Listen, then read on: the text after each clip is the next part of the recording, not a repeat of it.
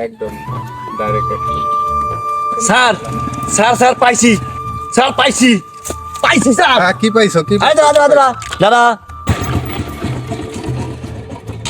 এই তোর কাগজ দে, গাড়ির কাগজ দে, কাগজ দে। আমার টাকা দিচ্ছোস, আয় গাড়িতে নাম। নামস না কেন গাড়িতে নাম? গাড়ি থেকে নামেন স্ট্যান্ড কর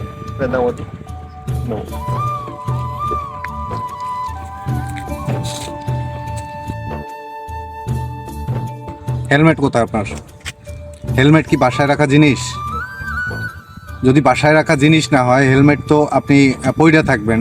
ইভেন সঙ্গে একজন নিয়ে আসছেন আপনি, তারও হেলমেট নাই, আপনারও হেলমেট নাই। সঙ্গে কে আপনার সঙ্গে রয়েছে? স্যার হেলমেট বাসায় রয়েছে, আমার ওয়াইফ ডাক্তারের কাছে যাচ্ছে, এই জন্য তাড়াহুড়ো করে হেলমেট আনতে মনে নাই। স্যার ওরাই এই কয়, এই আজকে কয় বউ অসুস্থ ডাক্তার লই যাবে, বুঝছেন? এই গাড়িওয়ালারা সবসময় এই সব কথাই কয়। স্যার আমি কোনো কথা মানবো না, আপনি যদি না দেখেন ওর গাড়ির কাগজ দেখেন, নেম প্লেটও নাই স্যার, দেখেন দেখেন মাথায় হেলমেটটা পর্যন্ত নাই, দেখেন স্যার, দেখছেন স্যার নেম প্লেটও নাই। নেম প্লেটই তো নেই। এই গাড়ির কাগজপত্র কোথায়?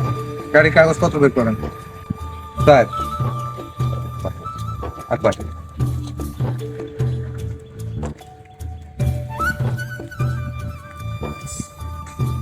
স্যার আপনি যদি আবার ঘুষ খান তাহলে আমি কিন্তু বড় সাহেবের দ্বারা কই দেবো, তাহলে কিন্তু আপনার চাকরি খুব টানাটানি, এটা বুঝেন কিন্তু। আপনার ওয়াইফকে নিয়ে আপনি যাচ্ছেন হসপিটালে তাড়াহুড়োর মুহূর্তে। আমরা সরকারি ডিপার্টমেন্টে কাজ করি, অতএব আমাদের যে কর্তব্য সেই কর্তব্য আমাদের পালন করা উচিত, ঠিক আছে? আপনি প্রথমত ভুল করেছেন, আপনি হেলমেট আনেন নাই। দ্বিতীয়ত আপনার গাড়ির কাগজপত্র নাই। তৃতীয়ত আপনি আরেকজন সেহেতু আপনার ওয়াইফ সঙ্গে নিয়ে আসছেন, তো আপনাকে তো আমরা এইভাবে ছাড়তে পারি না। আমাদের আইনে এরকম কোনো নিয়ম নেই। আব্দুল জব্বার এদিকে আসো।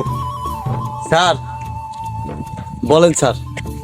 এ জব্বার, আমার তো আসলে টাইম নেই, আমার তো আবার অন্য এক জায়গায় ডিউটি আছে, সেইখানে আমার যাইতে হবে। আমার বড় স্যারে ফোন করছে। এক কাজ করো, তুমি ওকে যে শাস্তি দেওয়ার ওকে শাস্তি দিয়ে দাও, ঠিক আছে? আর ওর ওয়াইফের সামনেই ওকে নিয়ে কান ধরাও, উঠবস করাও।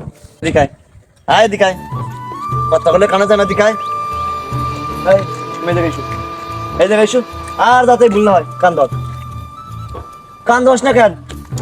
দেবো একটা কান ধর, বয় বয়, ওঠ, আবার বয়, ওঠ, যা। আর যাতে এই ভুল না করস তোরা, হেলমেট ছাড়া তুই রাস্তায় না আসোস, যা যা দুজন যা।